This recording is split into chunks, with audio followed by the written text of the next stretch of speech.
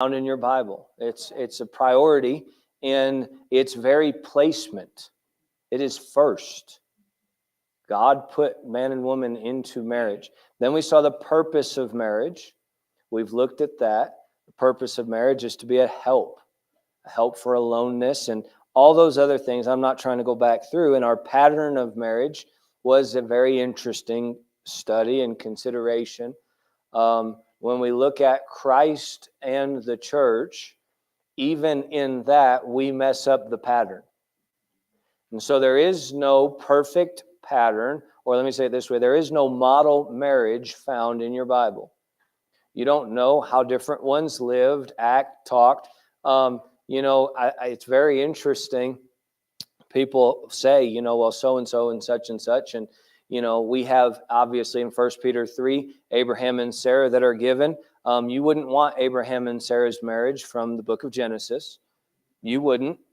You say, well, Aquila and Priscilla, they were obviously the model of a godly marriage, and yet you have no idea how they talk to each other at home. You don't know what she cooked for him. You have no idea. You have no idea whether they slept in different tents. You have no idea how they operated. There is no pattern. Look, I'm practical, okay? I'm just trying to help you. If he snored and she moved to the couch, y'all understand what I'm saying? There is no pattern, because we've got to take our eyes off of, oh, look at them, they've got it all figured out. No, they don't. They've got different problems than you maybe, but they've got their own problems. And there is no pattern for, look at them, they're the perfect couple. There's no such thing. Even Jesus has a faulty bride. All right, so what you'll find is there are pictures in the Bible of good wives with bad husbands. We read of possibly one this afternoon or this morning. Brother Tony definitely doesn't think much of the Shunammite husband. How did he keep saying it? This chapter doesn't shine a good light on him. What a blessing. He's out in the field. His son gets a little, squeamish. He sends his son home, and his wife doesn't even tell him his son died, but you're blaming him. Just saying. Just going to throw that out there. She didn't even tell him that the son died, as far as I can tell. But, anyway. But what is amazing to me is then we come into this fourth thing, and we looked at pulling together in marriage. And this goes back to our marriage mindset that we started this with, and that is it has to be a marriage based on unity. We are no longer two, but we are one. And one of the things we said as we looked at this last, and I'm just reminding you to launch in, and that is this. One of the things that will help your marriage is good marriage is basically just good Christians being good Christians to the person you're supposed to love the most. That really is. Good Christianity will produce a good marriage. And so, pulling together is a biblical principle that is found to be true in the church.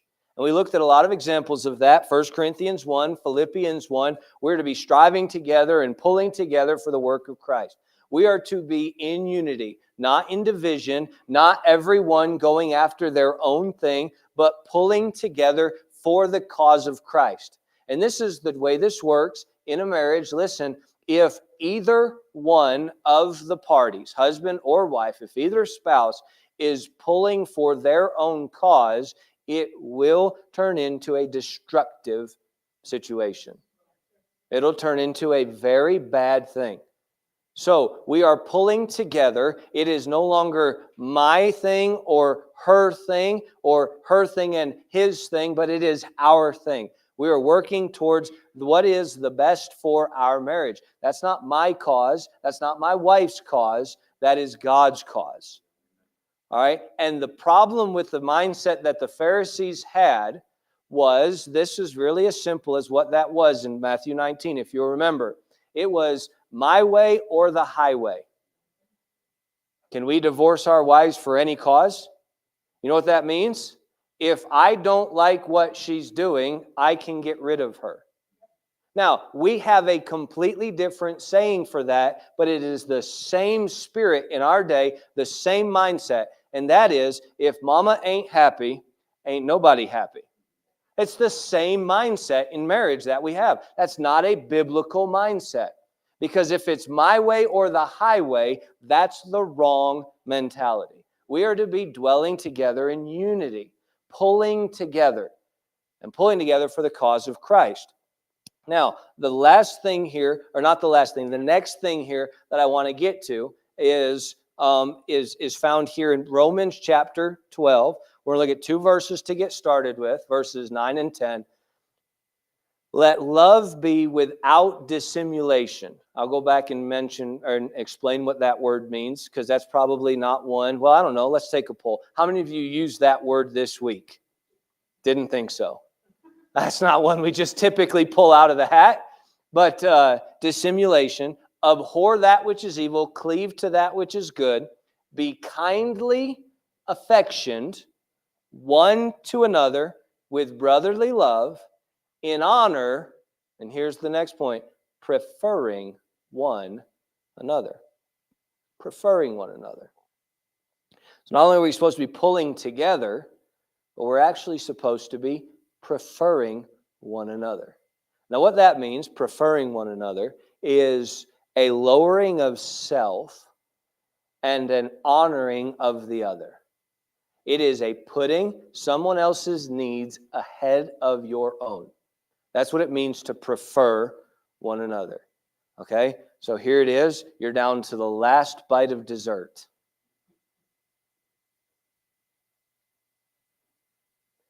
And your wife goes, "Were you going to eat that?" Well, of course you were. That's why you ordered it.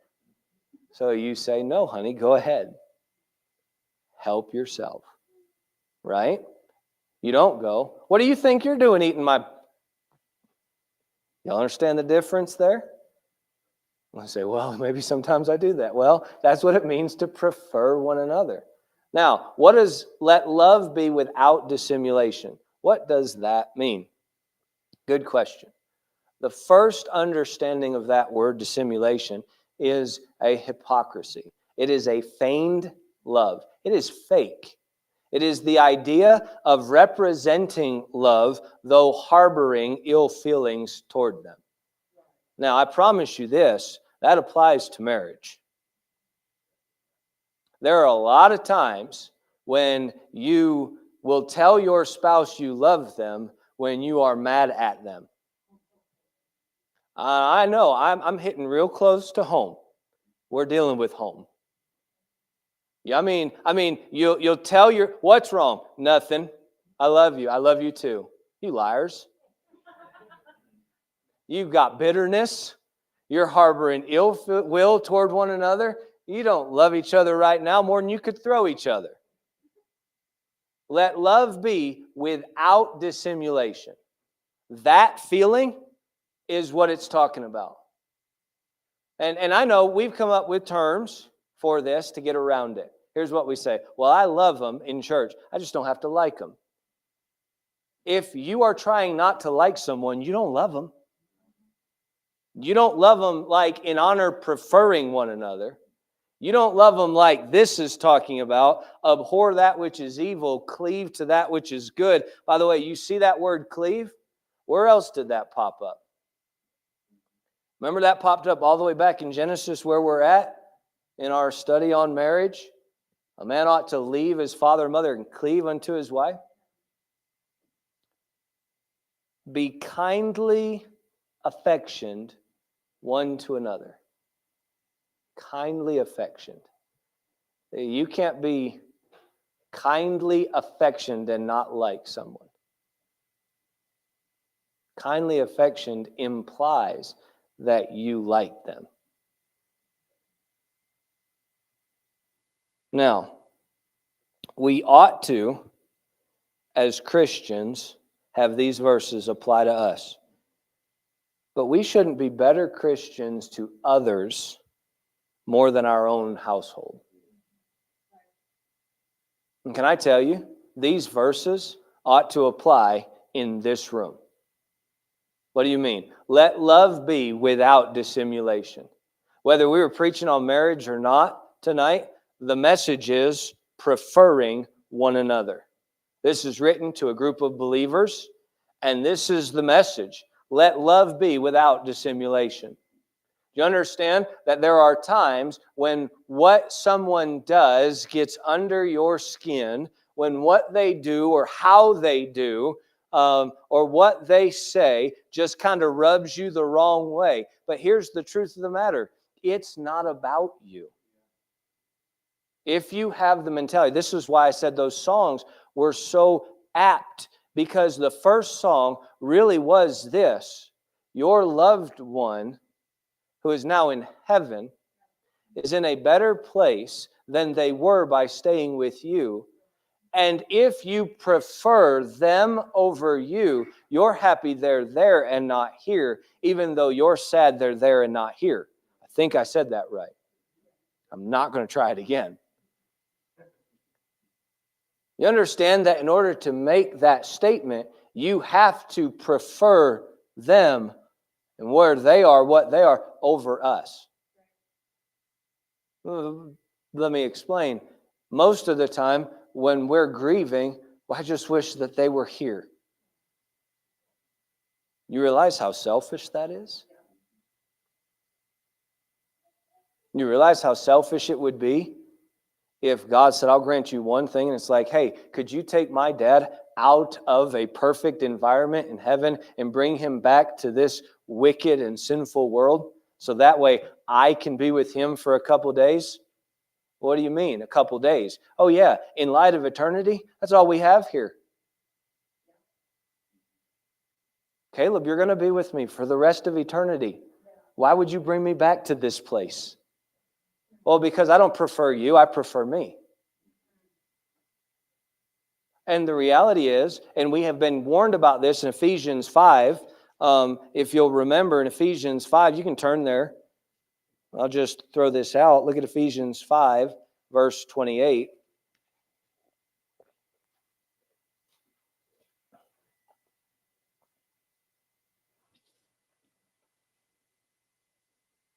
Remember, this is the pattern. Verse 28, so ought men to love their wives as their own bodies. He that loveth his wife loveth himself. For no man ever yet hated his own flesh, but nourisheth and cherisheth it, even as the Lord the church. It's an amazing thing that when Christ wanted to tell men to love their wives close enough to his love for the church, he had to tell us to love them like we love ourselves. Guys, that's how selfish we are. That's the truth. And so it goes against our nature to prefer someone else above ourselves. We were at dinner last night, and Brother Tony was telling us about a man who moved their stuff out of the seat in a church. I mean, their church moved their Bibles out of the seat. And when they came back, have y'all seen some Bibles that were sitting here? And they had put them in the corner of the room, on the floor, even if I remember right. Just thrown their Bibles in the corner of the sanctuary and said, I've been coming here for all these years. This is my seat. You know what that means? I don't care who you are not above me. I trump all when it comes to this square right here. That's what that means. But I love you, brother. Yeah, in word only, right? Now listen, there's a lot. That's what dissimulation, that hypocrisy of dissimulation is, when it's only in word. So let me ask you, husbands, was the last thing you've done to show your wives you love her? Let me ask you, wives, when was the last time you showed your husband you love him? Well, I don't have to. No, that's not true. Well, the Bible doesn't say I have to love my husband. It actually does. It actually does. The older women are supposed to teach the younger women how to love their husbands. And by the way, older women, you're supposed to be teaching the younger women how to love their husbands. That means the older women have to still love their husbands. Isn't that something? It shouldn't be. Enjoy it now while you... No, it ought to be. Just wait, honey. It gets better by the day. But it only gets better by the day when you prefer one another. It will not get better. Listen now. It will not get better when you prefer you over them. They will never meet your needs like you want them to, as if they were you. You understand that? But when you prefer them over you, it doesn't matter if your needs get met. When you come to church, are you coming to church to get a blessing or to be a blessing? Do you come looking? Look, we're all guilty of this. We all are. In church, do I come? Well, nobody said hello to me. Did you say hello to anybody? Well, no. No kidding then. You know what that is? That's showing that we're not preferring one another. When we're saying, all right, let me see. Y'all ever got into a silly spat with your spouse? Like, I'm not going to tell them I love them till they tell me they love me. Let's see how long this goes. 28 years later, nobody loves each other. Why? Well, I was just waiting for you to say it. By the way, another definition of dissimulation is withholding that love. Withholding it. That's one of the reasons. So hypocrisy and holding out are the definition of dissimulation. So guys, well, my dad never told me that he loves me, so I don't have to tell my kids. No, that's dissimulation. You're supposed to be letting your spouse and your children know you love them. Aren't you glad God let us know He loves us? And by the way, He loves us because He said it in His Word, and He showed it on the cross, and He shows it every day. His blessings, His mercies, they're new every day. Do you understand? He is continuously showing His love to you. That's the pattern that we've been given. All right, come with me to Philippians 2. Philippians 2.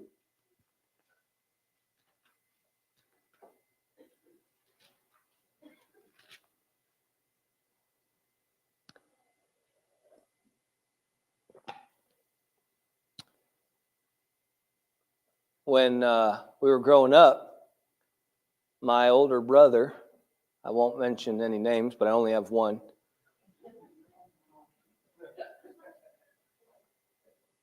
He would always do this. Hey, if you'll scratch my back, what's the rest of it? See, you know. And here's how it worked, all right? Scratched his back. I mean, he was adamant. You got to go up, and then across, and then diagonal, and then the other way, and do it all again. And he had just, oh, no, not done. Keep going. Don't worry, I'll scratch your back. I'll scratch your back. Then it got to your turn. But Greg, come up here. I'll show you how he scratched my back. Come here. In public, on TV, on the internet. Come here, I'll show you exactly. Ready? All right. After all that work, turn around. Here's what I scratched your back. That's it. That's all you're getting. You can go to... Let me ask you, you think for 1 second he was preferring me?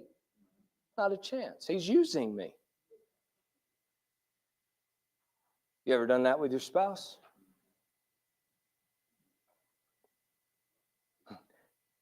Rub my feet. Why? Because really you want your feet rubbed? Right? Here, I'll rub your feet if you'll rub mine. Why does there have to be that other thing? I'll tell you why. Because we really love ourselves. And we're willing to do things for our spouse as long as we receive in return. And that's not how it's supposed to be. We're supposed to prefer one another. Here in Philippians 2, look at verse 1. If there be therefore any consolation in Christ, and there is, if any comfort of love, if any fellowship of the Spirit, if any bowels and mercies, fulfill ye my joy, that ye be like-minded. That's pulling together. You understand that? That ye be like-minded, having the same love, being of one accord, of one mind. There it is. That's pulling together. Verse 3, let nothing be done through strife or vainglory, but in lowliness of mind, let each esteem other better than themselves. Look not every man on his own things, but every man also on the things of others. Let this mind be in you, which was also in Christ Jesus. Here in the verse, here's what we have. We have the pulling together in verse 2, the preferring one another in verse 3, putting each other first in verse 4, and the pattern of Christ in verse 5.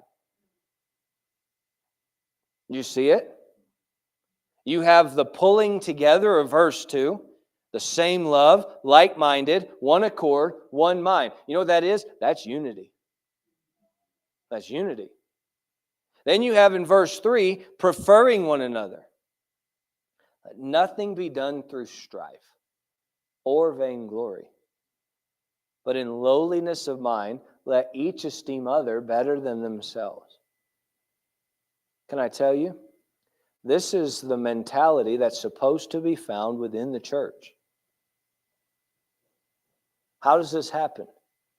Well, verse 4, he says, put the other one first, right? Look not every man on his own things, but every man also on the things of other. Do you know why most women leave their families? The women that leave their families, do you know why they do? The majority of women who leave their families, I don't feel appreciated.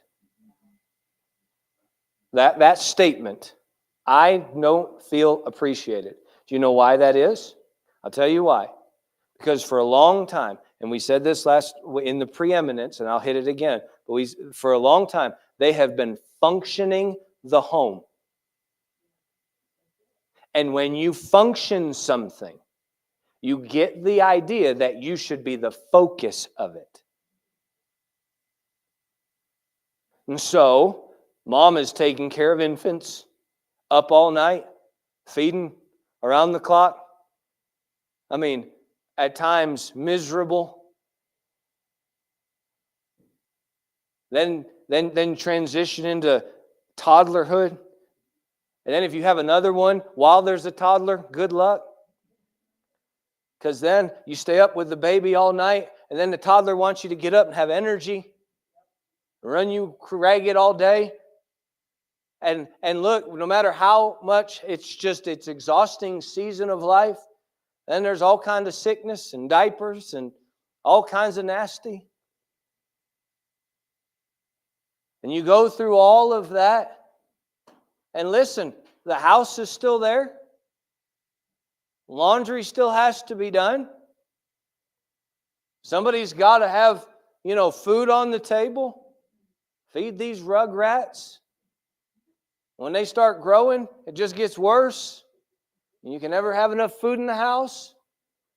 And pretty soon you're going, man, I'm giving and I'm giving and I'm giving. And watch, what was a natural, sacrificial mother's love that is praised and exalted. Man, look, there ain't no love like a mama's love. Look at all the sacrifice. Look at all that. As soon as that woman goes, what about me? As soon as the shift goes from preferring other to preferring self, you'll look at it and go, well, there's no way I'm getting a fair trade here. And every time, well, I'm not appreciated. You know what? The truth of the matter is, Mom, you're probably not appreciated like you ought to be. I think somebody said it'd take 28 full-time jobs to be able to, when you start going down the hats of what all a mother has to do. Cleaning and cooking and X, Y, and Z, especially when you're homeschooling and doing all the other. And taxi driving and all the nonsense. I mean, there's a lot of part-time jobs involved in that. And it's a busy thing. And if you're not careful, what'll happen is this. We will prefer our children and expect our spouse to prefer us. Are you listening? We'll prefer the kids. I'll sacrifice and do everything for them. But as soon as the husband gets home, it's time for you to prefer me. I've been preferring others all day. I need you to pay attention to me. And listen, there's nothing wrong with the paying attention part. You understand that? But we better be very careful that we don't turn inward. Now, in the church, let me tell you, it's very easy when you're serving and you're giving and you're preferring one another and you're doing. It's very easy for the devil to throw in, look, they don't even appreciate it. Hey, listen, I thought you weren't doing it for appreciation. At least not theirs. I think it was Brother Fisher back years ago said, you don't really know if you're a servant till you get treated like one.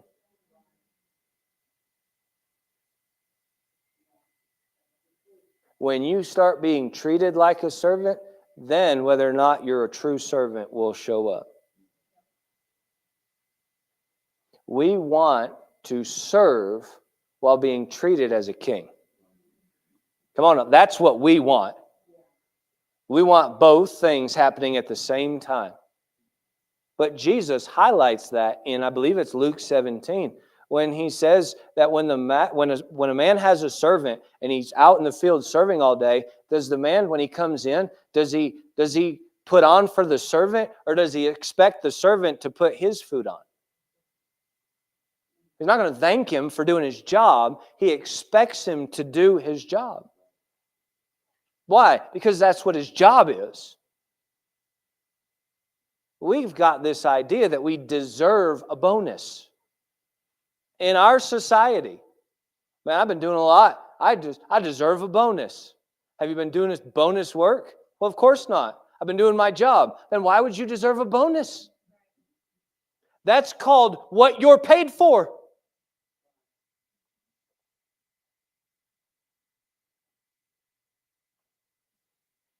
Because we prefer us. Are we looking to make our boss rich, or are we looking to try to get rich? You realize we're supposed to labor so that others get rich? One of the reasons why we're supposed to work, according to the book of Proverbs.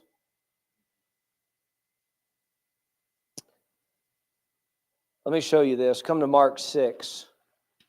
There's a lot in the church. I would just tell you, we need to be preferring one another, being mindful of others, taking care of others. But make no mistake about it, in this place, Christ is supposed to have the preeminence. Our church is not about me, and it's not about you. It's about Him. Mark 6, look at verse 30. The apostles have been sent out, and they're coming back all kinds of fired up. And the apostles gathered themselves together unto Jesus and told him all things, both what they had done and what they had taught. And if you know preachers, that's a long conversation. Here they are. There's all the apostles have come back. Man, they're telling them what they've done. They've been casting out devils. They've raised the dead. They've healed the sick. They're telling what they've preaching. How that went. This is exciting. Verse 31, and he said unto them, come ye yourselves apart into a desert place and rest a while. For there were many coming and going, and they had no leisure so much as to eat. So many people coming and going, trying to get Jesus' attention. They can't even sit down to a meal. You ever been there? All right, so look, here it is. You're so busy. Sometimes as a pastor, you sit down, phone rings, you get off the phone like, all right, I need to, oh, sorry, hold on, hello?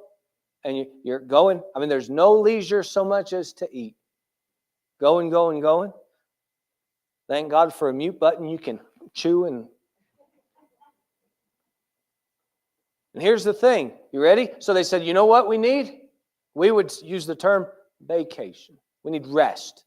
Let's come apart and rest a while. In verse 33, they departed into a desert place by ship. What's the word? What's the word? What's the word? What's the word? You mean Jesus was okay with not telling you all his plans? Well, Pastor, where are you going? How come I don't know? How did he leave? You understand that's still okay? Jesus did it. Well, I think I should know. You understand that's not how it works, right? Now look, and the people saw them departing. Verse 33, nosy people. Nosy people. We got to know. And many knew him and ran afoot thither out of all cities and outwent them and came together unto them. Jesus and his disciples get in a boat and they go to the other side. And these people from this side ran around the... Where are you going? What are you doing? Seriously? Like, you just got to know that much. Well, I figured it out. You know, I was checking the triangulation of the camera. You know, I was like, I was looking at the shadow and I discerned that it was you were in the southern hemisphere. And it was this. And it's like, oh my goodness. But that's what they're doing to him. He's trying to get away privately. Can't you just leave us alone for 1 minute? Now listen, I promise you, that's what the disciples are thinking. Notice.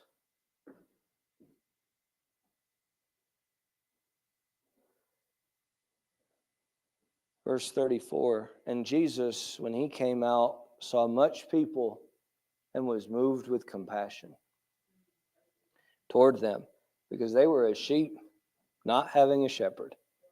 He began to teach them many things. When the day was now far spent, his disciples came unto him and said, this is a desert place, and now the time is far past. They have been here too long. Notice what their response is, verse 36. Send them away. You know what the thought is? You've done enough. It's enough now. Isn't that enough? Come on now, Jesus. Didn't you tell us to come apart and rest a while? It's enough. You know what Jesus' mentality was? Verse 37. He answered and said unto them, give ye them to eat. Don't miss this. You ready? Here it was. Hey, boys, prefer them. I know you've been busy and you deserve a vacation. I know you've been busy, you've been working, you've been going all at it. But here's somebody that has a need that's come to you. And here's the teaching. Here's what he's showing them. He is exempling for them. Prefer one another. Put them first. Put them first. I've been on my feet all day. I haven't even had a chance to eat yet. Isn't that what it says? No leisure so much as to eat. Right? You ever been there, ladies? Been running and going all day. I forgot to eat. I don't even know how y'all do that. Guys don't forget to eat. Okay? That's a big distinction between guys and girls right there. I've never heard a guy, I forgot to eat. Nonsense. Guys are like, no, we're going to make some time to eat. But here they are. They have forgotten so much. I mean, there's no time to even eat. But on my feet. I need some time. And here it is. Be very careful. Because even in that, the pattern that Christ said was, no, meet their need. Hey, listen, disciples. Prefer one another. Meet their need, not yours. That's the pattern. That's the pattern. Come with me to 1 Peter 3. We'll finish here. 1 Peter 3.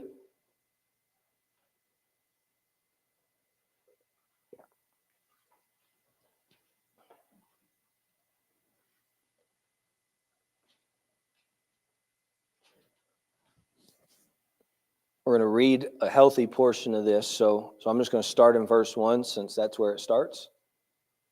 Likewise, ye wives, be in subjection to your own husbands. That likewise is dealing with Christ's subjection to God in chapter 2. That's what it means, likewise. Don't worry, ladies. The guys are going to get a likewise too. All right, so likewise, ye wives, be in subjection to your own husbands, that if any obey not the word, they also may without the word be won by the conversation of the wives. While they behold your chaste conversation coupled with fear, whose adorning, let it not be that outward adorning, the plaiting of hair, wearing of gold, or putting on of apparel. I'm just going to throw this out here because it needs to be said every time we go here. Some people use that verse right there to say, see, ladies shouldn't do their hair or wear jewelry. Well, then apparently you shouldn't be wearing apparel either. That's not what it means. All right, moving forward. There's the emphasis, verse 4, but let it be the hidden man of the heart, and that which is not corruptible, even the ornament of a meek and quiet spirit, which is in the sight of God of great price. It is not the outward that makes one beautiful. You're not beautiful because you have expensive clothes. It's the hidden man of the heart. Verse 5, for after this manner in the old time, the holy women also who trusted in God, adorned themselves, being in subjection unto their own husbands, even as Sarah obeyed Abraham, calling him Lord, whose daughters ye are, as long as ye do well and are not afraid with any amazement. Likewise, ye husbands, dwell with them according to knowledge, giving honor unto the wife, as unto the weaker vessel, and as being heirs together of the grace of life, that your prayers be not hindered. Finally, be ye all of one mind, having compassion one of another, love as brethren, be pitiful, be courteous. Now, guys, if you need a verse for what is referred to as the man flu, it's found right here. Be pitiful. Okay? So if you're sick, you're like, oh, baby, I'm about to die. Oh, you're pitiful. Yes. That's what the Bible said. I'm supposed to be. That's not what it means. It means full of pity, okay? Full of pity. Look at verse 9. Not rendering evil for evil. So you mean your spouse can say something ugly and not get ugly back? Let me ask you, can your spouse say something ugly and not get ugly back?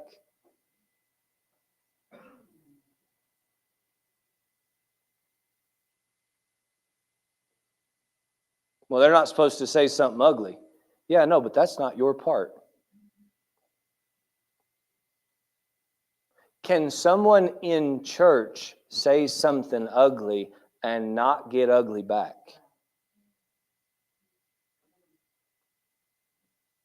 Well, I didn't say it, but I was thinking it. That's where let love be without dissimulation. It's not just the smile on the outside and a gritting of the teeth. Just kidding. No, that's dissimulation. Don't worry, it gets worse. Not rendering evil for evil or railing for railing,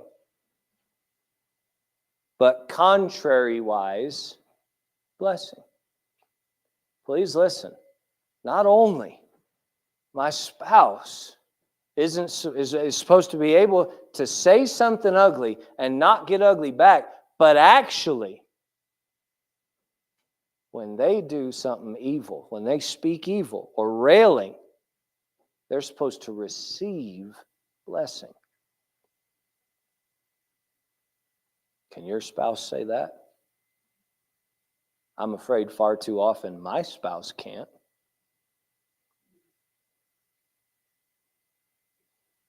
I mean, it's one thing to just stay quiet. Y'all understand? For some of us, that'd be a huge plus. You'd be doing good if you just kept your mouth shut. You don't have to say it because you thought it. But to not just railing for railing, but contrary-wise blessing. Can your spouse withhold from you and you not withhold from them? That's what he's talking about. You understand that? They meant it for evil, and you're giving good. That's hard living, isn't it? Knowing, watch this now, that ye are thereunto, what's the word? That's your calling. That ye should inherit a blessing. Say, why can I prefer one another? Now, before you say, well, my spouse isn't a Christian, neither is hers, verse 1. Isn't that what it said? It's not about that. You better listen. It's not about, well, he doesn't treat me right. That's the whole point of the evil for evil or railing for railing. Yeah, you're right. They're not treating you right. But you're treating them right instead. And here's what he said. You've actually been called to that you would inherit a blessing. Well, where are you going to inherit that? It's not here. It's there. And the only way that you and I will prefer one another, and that means that we put you above me. And here it is, every time, is it's going to have to not be about here or you. See, here's the thing we forget in our marriages. Please listen. It's not just two parties. God's involved in this thing. And so, if you give of yourself and give of yourself and give of yourself and receive the short end of the stick every single time, you say, well, it's not worth it. No, yet. No, yet. You've been called to do that, and you will inherit a blessing if you will do your part regardless of the other. Now, verse 10, for he that will love life and see good days. That ought to perk your interest, right? Don't we want good days in our marriage? All right. Let him refrain his tongue from evil, and his lips that they speak no guile. Let him eschew evil and do good. Let him seek peace and ensue it. Are you okay with there being problems in your home and not being dealt with? Are you okay with your spouse being mad at you? He said, seek peace and ensue it. Go after it to be right. Get it right.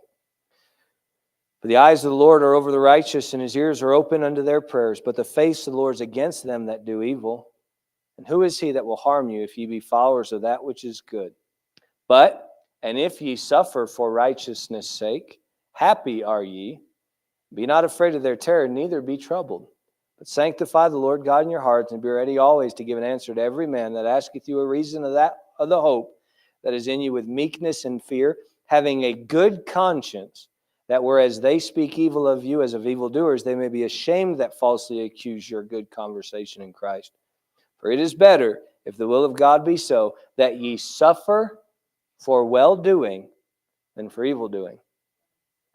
For Christ also hath once suffered for sins, the just for the unjust, that he might bring us to God, being put to death in the flesh, but quickened by the Spirit. Do you understand that there is a promise to those who suffer? He's given us principles to live by. He's patterned it. There's a promise to those who suffer. You say, well, what happens if I am dealing with a marriage or a home that's not great? He's dealing with that here. And the whole point is this: prefer them, keep your focus there, and trust Him that regardless of how it works out down here, regardless, you'll inherit a blessing up there for it. So how do we prefer one another in marriage when our spouse doesn't prefer us?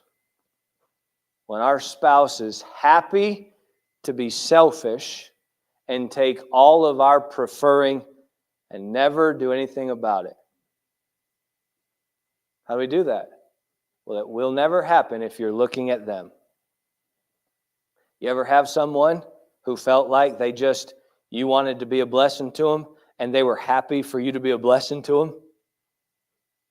I mean, you couldn't outgive their take. You know what we get to? Well, at some point, I'm just got to stop giving. Really? Well, I'm being taken advantage of. I'll never forget. I think it was Brother Fisher again, back years ago. As preachers, we get down on our face and we beg God, oh God, use us. God, use us. We want to be used by you.